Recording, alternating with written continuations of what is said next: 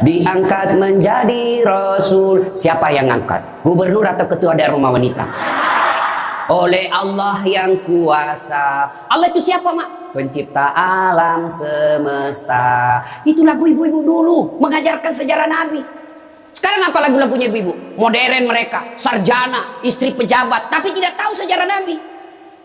Apa lagunya ibu-ibu sekarang? Yuk, yuk ayo, yuk ayo, yuk ayo. Apa itu ayo ayo? Ayo apa? Ayo apa? Putar ke kiri nona, putarlah ke kanan, beleng-beleng. Apa itu? Apa gunanya itu lagu-lagumu itu? Putar ke kiri, putar ke kanan. Apa? Katanya majelis taklim, tapi lagunya tidak mendidik. Sudah 3 tahun majelis taklim, seragamnya 4. Olahraga depannya lakinya orang, dia di depan sebajunya sempit. Bapak-bapak di belakang, di depan ibu-ibu 1. Bapak-bapak di belakang 2.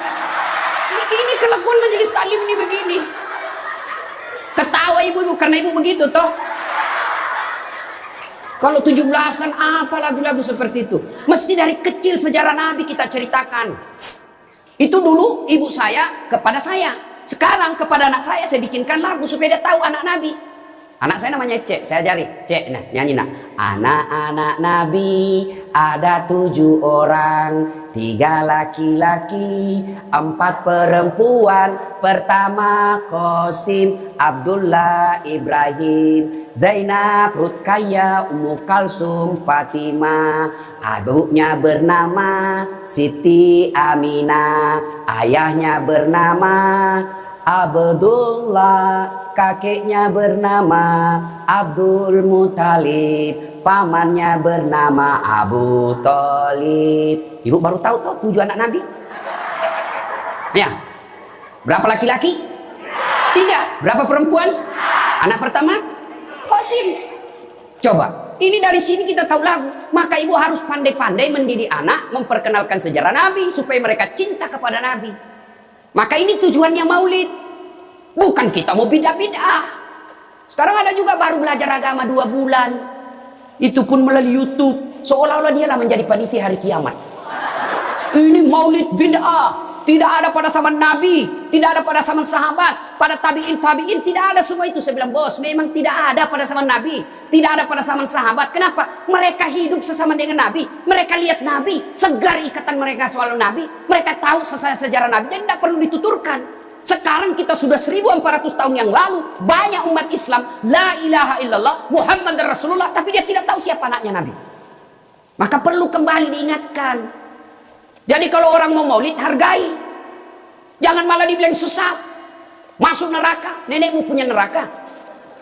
Yang paling enak, yang tidak mau maulid silakan, tidak usah. Yang maulid silakan. Yang maulid ini jangan kau tuduh mereka sesat. Ayo kita saling memuliakan, menghargai sesama muslim. Ya, ini 1 maulid. Yang kedua, ibu-ibu, bagaimana kita maulid ini bisa menjadi bawa pulang, diamalkan. Apa yang diamalkan? Ayo kita sejarah kisah-kisah Nabi saja dulu. Ya, paling gampang dulu. Berapa istri Nabi? Berapa? Ini bu biar tahu, tidak mau juga dia jawab ini. Berapa? 11. Coba lihat.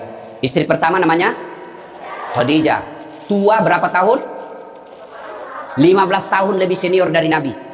Sebelum menikah dengan Nabi, beliau paling kaya di Mekah. Paling kaya di Mekah. Menikah dengan siapa? Muhammad bin Abdullah, pegawainya waktu itu, karyawannya.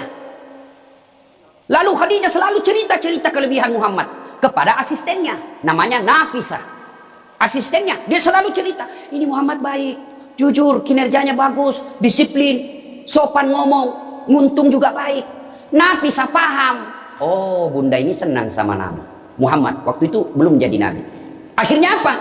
Nafisah jadi tim sukses. Tapi bukan tim sukses pilkada. Disuruh bikin baleho 10, cuma 5 dia bikin, hilang 5. Ya kan? Ini Nafisah datang kepada Muhammad. Muhammad, bagaimana kalau ada perempuan suka kamu? Alhamdulillah. Tapi ini perempuan lebih senior dari kamu. Tidak ada masalah. Lebih tua 15 tahun. Tidak ada masalah. Tapi dia sudah 2 kali janda. Tidak jadi masalah. Tapi dia bosmu. Tidak jadi masalah. Yang jadi masalah, benar tidak dia senang sama saya? Kata Nafisah, tenang mas bro, saya punya urusan. Jangan lagi cari dah hadis mas bro, tidak ada.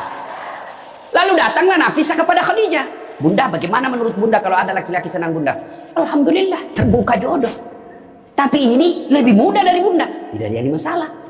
Lebih muda 15 tahun, tidak jadi masalah. Tapi dia anak buahnya, tidak jadi masalah. Yang jadi masalah, benar tidak dia sunat sama saya? Kata Nafisah, tenang bunda, saya punya urusan. Ini namanya tim sukses yang tidak mempermalukan kedua belah pihak. Coba kalau Nafisah mau memanfaatkan situasi, maka dia datang kepada Muhammad. Muhammad, dia suka kok bos, tenang aja, ambil semua hartanya, dia terlalu senang sama kamu. Nafisah kan tidak. Berarti ibu-ibu jaga perasaan orang, jaga harga diri orang, jangan permalukan orang meskipun ibu tahu ada aib dalam dirinya. Ini penyakitnya ibu-ibu. Apa? Tukang gosip. Ini duduk-duduk begini damai tapi gersang. Oh coba lihat siapa duluan pulang, dia jadi ibu cawan. Jadi gini Pak Gubernur itu dia duduk-duduk itu, dia tidak cerita tapi apa? Dia mulutnya tidak ngomong tapi bibirnya dong. Memang fitrahnya. Apa begitu orang sini? Bukan cuma di sini. Orang Amerika juga tukang gosip perempuannya. Fitrahnya. Maka Nabi katakan kalau perempuan mau selamat, jaga mulutnya, aman dia masuk surga. Cuma kan gampang sekali kita gosip. Lewat teman kita. Apa? Nggak serasi kudungnya sama roknya. Dia bilang iya. Lipstiknya palsu. Kenapa kau tahu? Melengket di giginya. Semua mau diurus. Iya kan? Ini penyakit kita, semua mau diurus. Ustadz aja dia gosip. Itu juga bajunya waktu di YouTube. Saya dengar tadi dilewat aku, saya dengar. Itu juga bajunya waktu di YouTube. Astagfirullah. Inilah penyakit ibu-ibu. Ibu, mau gampang masuk surga? Ketika Nabi Isra Mi'raj kan dibawa jalan-jalan masuk surga. Subhanallah, alhamdulillah, banyak perempuan dalam surga. Begitu Nabi dibawa lihat neraka, nauzubillah min zalik, ya Allah ampuni hambamu, ya Allah ampuni umatku, ya Allah. Kenapa? Perempuan ternyata lebih banyak dalam neraka. Ditanya kenapa bisa begitu? Ada dua kelemahan perempuan. Satu, tidak mampu menjaga suaminya, tidak mampu mengurus suaminya, dan yang kedua tidak mampu menjaga lisannya. Jadi kalau ibu mampu menjaga lisan, aman. Itulah gunanya masker. Supaya ibu semua mau diurusin. Iya kan penyakit kita. Ya, Bu? Maka bertanyalah ibu-ibu di Makassar, Ustadz yang saya cerita ini kan benar. Memang begitu sifatnya Ustadz. Itulah benarnya namanya ghibah. Tidak boleh kita cerita kejelekan orang. Kalau dia salah yang ibu cerita namanya fitnah. Tidak ada jalan. Ayuhibbu ahadukum, kata Allah, sukakah kamu memakan bangkai sesamamu manusia? Maka berhenti cerita kejelekan orang. Jadi gimana solusinya Ustaz? Ketika datang orang cerita, Bu, katanya nauzubillah min zalik, kita berlindung kepada Allah dari keburukan itu, Bu. Belum tentu suami kita lebih baik dari dia. Berhenti itu. Cuma kan enggak kita. Memang enggak tahu persoalan. Biar enggak tahu persoalan. Ikut campur. Ibu kalau suka ikut campur bikin urusannya ibu, nanti takdirnya seperti tauge. Tahu tauge? Tahu tauge? Coba lihat tauge, Bu. Kita bikin soto Banjar, ada. Pecel, sayur, lemper, ada. Ada tuh kalau di Makassar ada lemper. Ayo, maka karena dia selalu ikut campur, Allah takdirkan semua tauge bengkok. Dah ada yang lurus toh? Ah, maka kalau ada ibu-ibu majelis begini kumpul, teriaki saja pagi-pagi toge nih ya. Ini penyakit perempuan. Maka ini gunanya kita peringati Maulid supaya ibu-ibu pulang berhenti cerita kejelekan orang. Tidak ada gunanya, menghabiskan amal-amal kita. Nabi pernah kumpul para sahabat dan bertanya, "Atadruna manil muflis?" Saudara-saudara sekalian, kau tahu siapa yang bangkrut nanti di akhirat? Mereka tidak sholat ya Rasul, dia sholat. Yang tidak puasa ya Rasul, dia puasa. Yang tidak haji ya Rasul, dia haji. Yang tidak bayar zakat ya Rasul, dia zakat sedekah. Kalau begitu siapa yang bangkrut ya Rasul? Jarusu wa khati'ur rahim, tetangga yang jahat sama tetangganya dan yang suka memutuskan tali persaudaraan. Dan salah satu jahat sama tetangga dan memutuskan tali persaudaraan adalah mereka suka menceritakan kejelekan orang. Adakah orang yang senang dicerita kejelekannya? Ada? Ada? Ada, Ibu? Lalu untuk apa kita cerita orang? Rajin betul istrinya majelis taklim, baik betul itu istrinya, tapi kasihan suaminya selingkuh kiri kanan. Lalu apa untungnya ibu cerita? Bu, hei. Nah, satu, pulang pengajian, tinggalkan gosip. Dua, Rasulullah setelah menikah dengan Khadijah, usia 40 tahun, Nabi dilantik menjadi Rasul. Pulanglah beliau, 3 hari 3 malam di atas Gua Hira. Pulang menggigil. Dia ketuk pintu. Masuklah Nabi, kedinginan. Lalu Nabi berkata, istriku selimuti saya kedinginan. Kira-kira kalau ibu-ibu, apa jawaban ibu? 3 hari 3 malam suami tidak ada kabar. Di WhatsApp tidak dibaca. Di telepon di reject. Tiba-tiba datang kedinginan, bu. Selimuti saya, bu. Apa jawaban ibu? Apa ibu selimuti? Enggak, diinterogasinya suaminya. Mana HP-mu? Dari mana kau ini kedinginan? Iya toh? Tapi Khadijah tidak. Khadijah tidak pernah sangka buruk kepada suaminya. Apa kata Khadijah? Sami'na wa ata'na. Hikmah yang kedua buat ibu-ibu, sangka baiklah kepada suami. Demi Allah, tidak ada kebahagiaan rumah tangga yang dipenuhi dengan sangka buruk. Ibu mau bahagia dengan suami? Mau? Hilangkan sakwa sangka, hilangkan sangka buruk. Telepon suami tidak dijawab pagi-pagi, sangka baik. Oh, berarti suami saya lagi sholat duha. 1 jam kemudian ditelepon, belum dijawab juga. Oh, berarti suamiku lagi meeting dengan gubernur. Telepon lagi siang-siang tidak jawab. Oh, berarti suamiku lagi sholat berjamaah di masjid.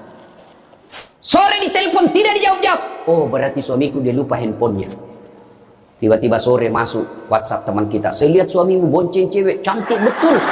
Oh, berarti suami saya lagi nge-grab. Tenang perasaan. Ibu-ibu, demi Allah, tidak ada kebahagiaan orang yang selalu sangka buruk. Suami enak-enak kerja, hanya tidak dijawab telepon, ibu tidak bisa tenang di rumah. Sangka baik. Orang yang sangka baik, rumah tangganya pasti tidak bisa bahagia. Saya kasih contoh. Kasih contoh ibu. Suami istri 7 tahun tidak punya anak. Di tahun ke-8 dia pergi ke ahli kandungan, periksa istrinya. Wih, alhamdulillah, kata dokter, ibu sudah terlambat 2 bulan. Senang betul. Dia teleponlah suaminya, Pak, alhamdulillah hasil pemeriksaan saya sudah terlambat 2 bulan. Tapi Pak, jangan cerita-cerita dulu ya, malu kita nanti kalau tidak jadi lagi. Oke Bu, ini rahasia berdua, jangan cerita ke siapa-siapa. Setuju Bu ya? Setuju Pak. Oke. Beberapa hari kemudian datang petugas PLN. Assalamualaikum. Kata ibunya, waalaikumsalam. Siapa ya? Saya Bu. Saya siapa? Petugas PLN. Oh kenapa Pak? Ibu terlambat 2 bulan. Kenapa dia bisa tahu saya terlambat 2 bulan? Wah, dia mulai curiga sama suaminya. Pasti kelakuannya lagi nih si gendut ini. Kan suaminya gendut. Pasti kelakuannya ini si gendut ini. Pulang suaminya capek, di jalan macet, kehujanan, baru buka pintu. Memang kau pembohong gendut. Apalagi ini pembohong. Orang capek, pembohong gendut. Apa? Kenapa itu PLN tahu saya terlambat 2 bulan? Pasti kau yang cerita. Bukan saya.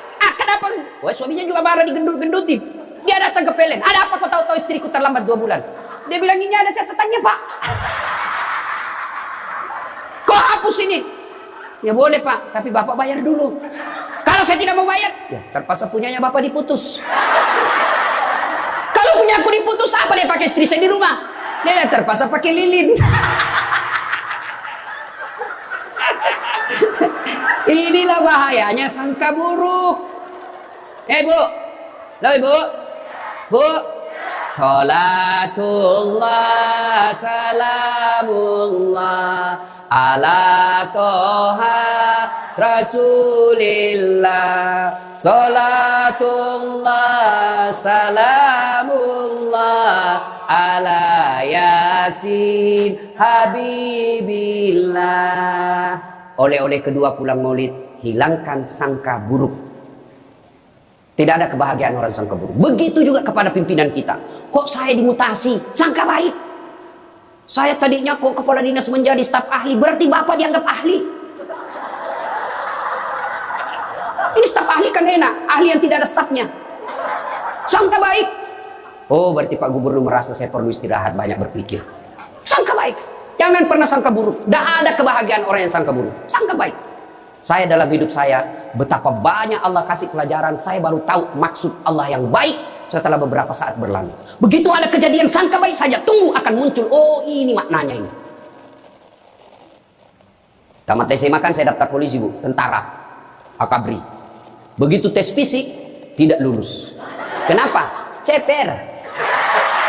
Tidak cukup tinggiku, Bu.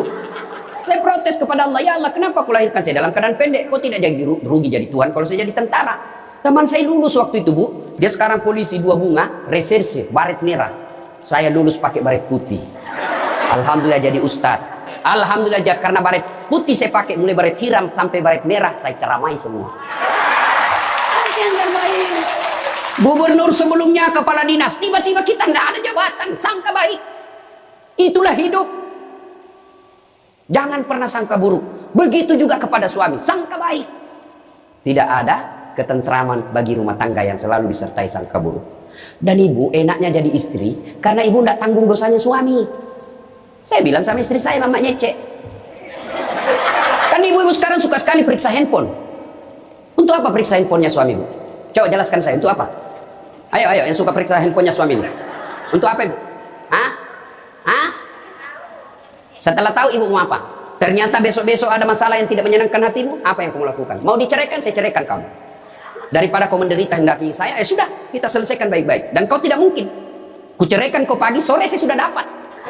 Nah sekarang apa mau? Sakit hati aja. Ayah. Dan hebatnya perempuan Islam, kalian tidak menanggung dosanya suami. Kalian tidak akan menanggung dosa suami. Ya, beda kalau laki-laki. Kalau laki-laki, dosa istri kita tanggung. Kalau suami menanggung dosa istri tidak pakai jilbab, istri tidak sholat, istri tidak puasa, istri tukang gosip, istri suka keluyuran, suaminya ditanggung dosanya nanti. Ku ampusakum wa ahlikum nar.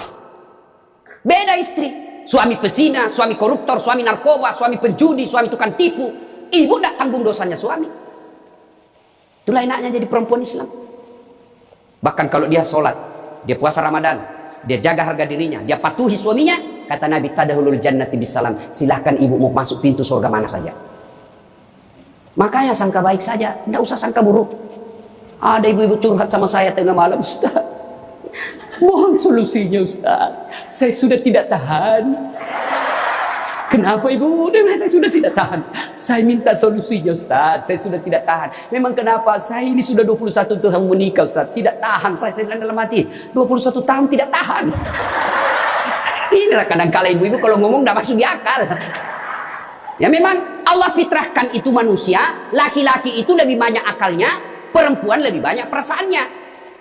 Maka kalau perempuan ngomel, dengar saja Pak, tidak usah dijelaskan apa dia mau.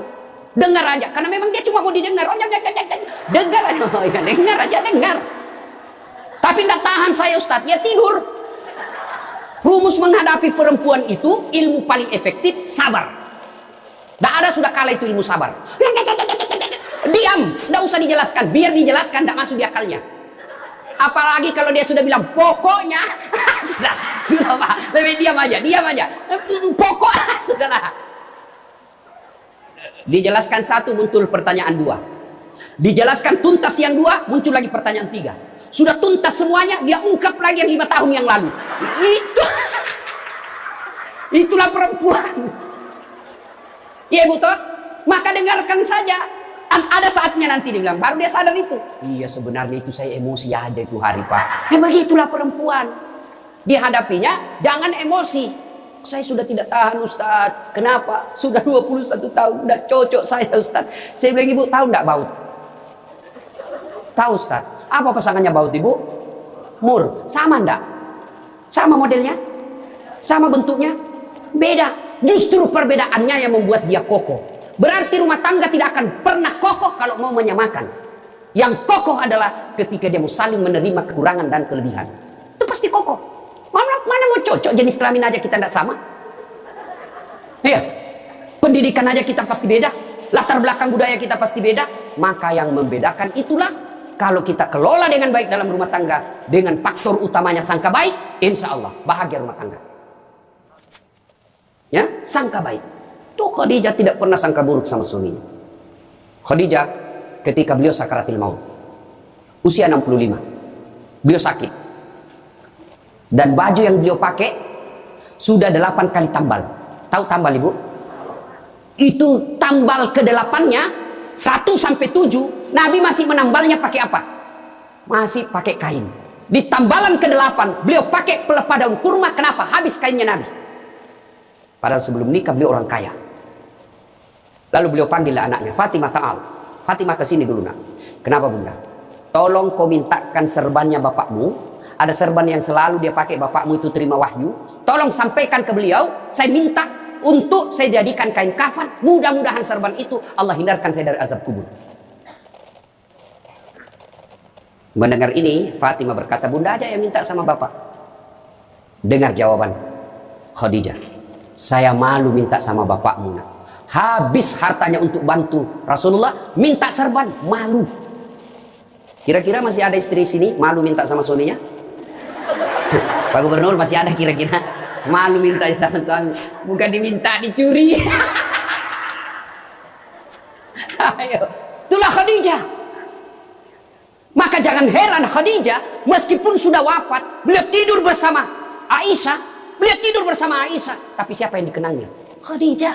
Rasulullah hanya berkata, seolah-olah saya mendengar trompa kakinya Khadijah. Seolah-olah Khadijah dalam rumah kita. Aisyah cemburu. Ya Rasulullah, ada apa sih kelebihan Khadijah? Khadijah sudah wafat. Kau nikahi 2 kali janda, lebih tua dari kamu. Kenapa Khadijah terus? Dengar jawaban Nabi. Kau tidak pernah mampu mengimbangkan, menyandingkan atau menyamakan dirimu dengan Khadijah.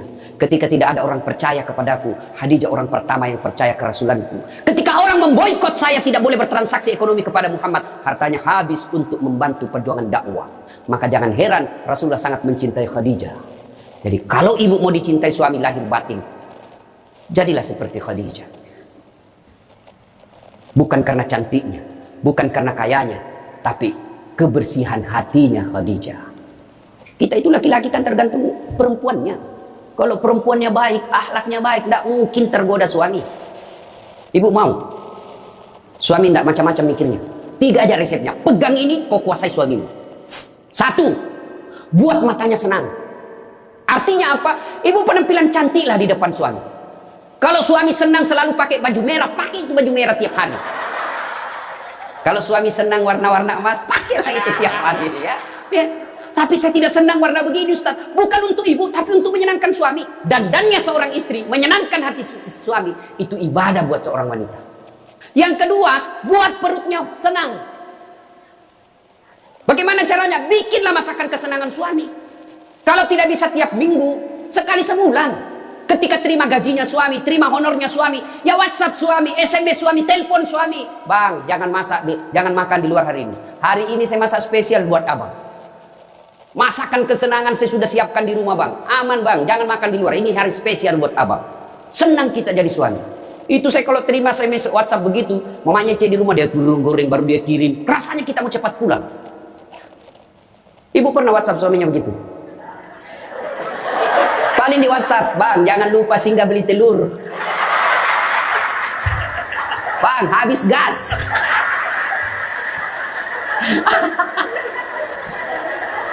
Kok tahu, Ustaz? Ya saya rasakan juga. Pernah suatu kali Pak Gubernur pulang, saya ceramah takziah malam-malam di Makassar. Tiba-tiba masuklah WhatsAppnya mamanya C. Ustaz, habis pembalut. Aduh. Tidak mungkinlah sopir saya suruh, ini istri saya. Sudahlah, saya singgah, saya berdoa mudah-mudahan tidak ada yang kenal saya. Begitu saya bayar, ada ibu-ibu datang, iya Ustaz beli pembalut. Saya jengkel, langsung saya balik. Biar daripada saya melahirkan, tenang perasaan. Mungkin ego kita ini buat kita juga laki-laki, ya. Kadangkala ego naik, masa saya eselon, masa saya kepala dinas, masa singgah beli pembalut. Jangan lihat eselonnya. Pakai ilmunya Umar bin Khattab. Umar bin Khattab, ada sahabat yang selalu mau datang, mau laporkan istrinya. Kenapa? Istrinya suka ngomel. Maka dia berharap Umar panggil istrinya supaya dinasihatin. Begitu dekat dengan Umar bin Khattab, dekat dari rumahnya Umar, dilihatnya Umar juga dimarahi sama istrinya. Balik, dia bilang, Pak, Umar aja dimarahin. Balik, besok ketemu. Ya Amirul Mukminin, presiden lah waktu itu. Saya lihat kemarin Anda, istri ngomel-ngomel, Anda senyum saja. Dengar ini jawaban bapak-bapak ini, para pejabat nih, yang hadir. Dengar apa jawaban Umar. Begitulah cara saya berterima kasih kepada istriku yang telah hamil, melahirkan, dan menyusui anak saya.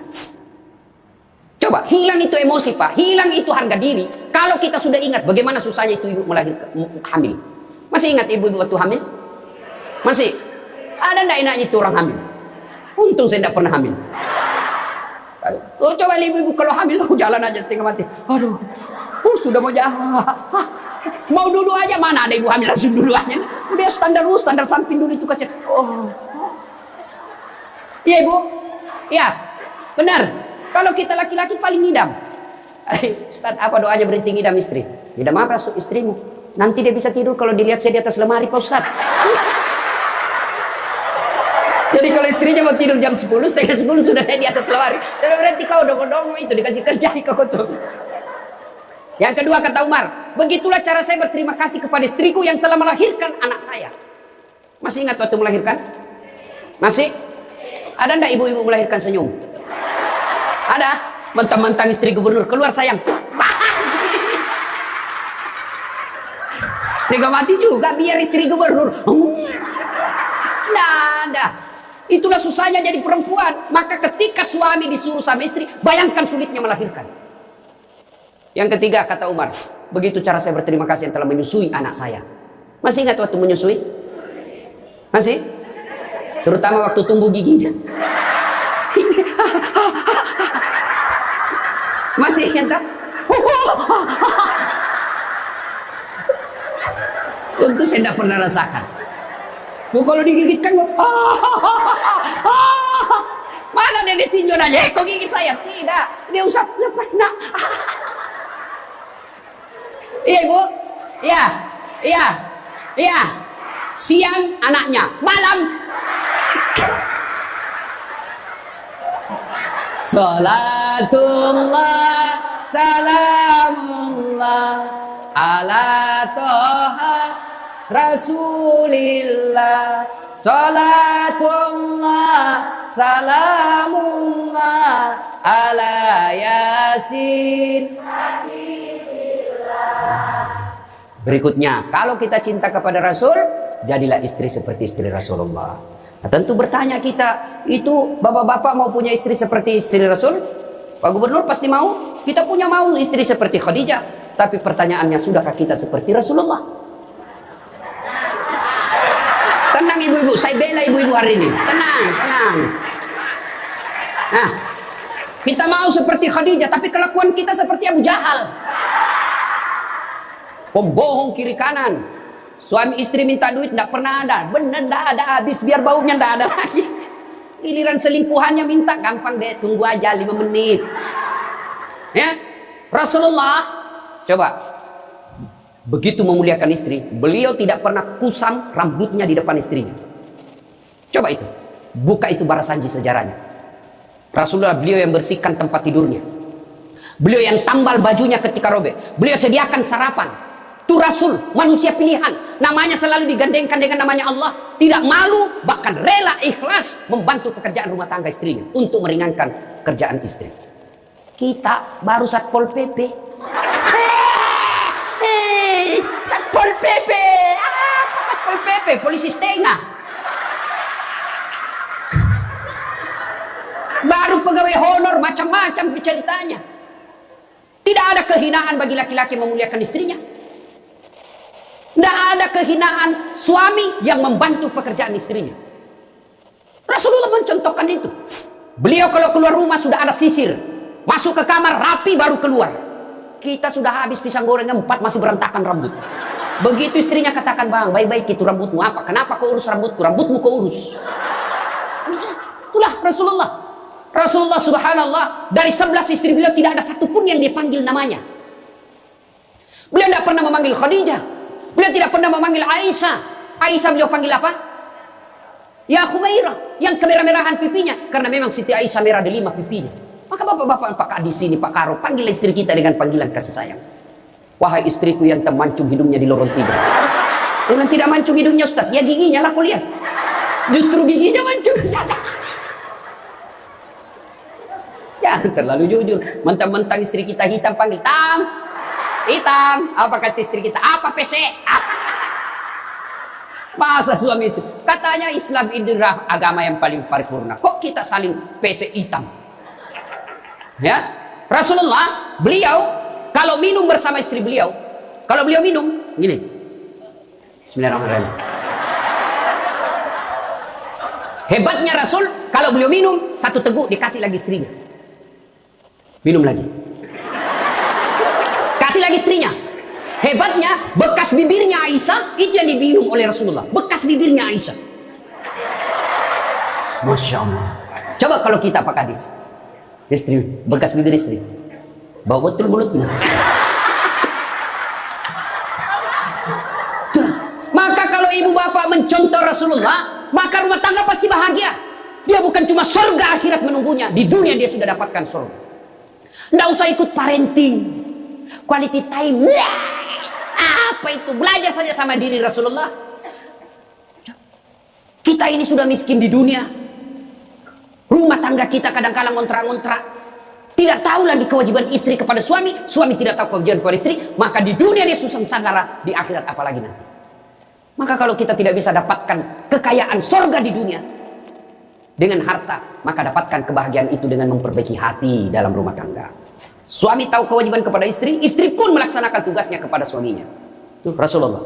Rasulullah subhanallah, manusia mulia, tidak pernah menghina istrinya. Maka jadilah suami seperti Rasulullah Muhammad SAW. Ibu bapak saudara-saudara sekalian, suatu kali Umar bin Khattab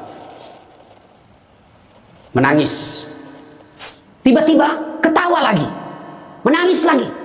Datanglah sahabat bertanya, wahai Umar, kok sudah gila apa? Umar waktu itu sudah jadi presiden. Beliau katakan, bagaimana saya tidak ketawa? Saya mengingat waktu sebelum datang Muhammad SAW, saya pernah memakan Tuhanku. Dia bikin berhala dari roti, lalu dia makan itu Tuhannya. Dia bilang, bayangkan hebatku dulu sebelum ada Muhammad, Tuhan pun saya makan.